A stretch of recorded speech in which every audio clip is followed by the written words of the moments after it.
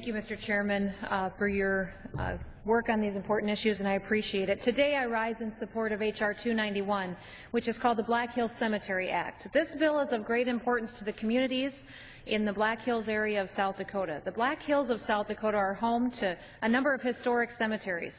Many of these originated in old mining towns dating back to the 1800s, and they have a unique significance to the communities surrounding them. These include the Englewood, the Galena, the Hayward, Mountain Meadows, the Robe, Nemo, Rockerville, Silver City, and the Cold Springs cemeteries.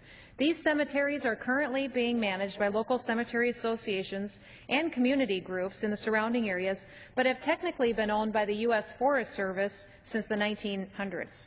This causes unnecessary liability for the U.S. Forest Service because the responsibility for upkeep and dealing with possible vandalism or damage to property in these cemeteries.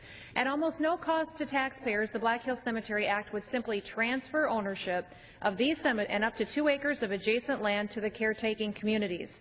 They have managed them for generations under special use permits issued by the Forest Service. It also makes clear that these cemeteries will continue to be used for the same purpose as they always have been in the past. I sponsored this bill at the request of these communities and the current caretakers of the cemeteries and in consultation with the U.S. Forest Service. In fact, this bill was introduced and passed last year by the House with broad bipartisan support. I look forward to seeing this bill pass again this year and pass through the Senate this time so that we can resolve this matter for the communities in South Dakota. I'd also like to thank the communities and local residents for their help in working with my office and for advocating for this bill. I'd also like to thank Chairman Hastings and Bishop and their staff for pushing this bill forward for the second time.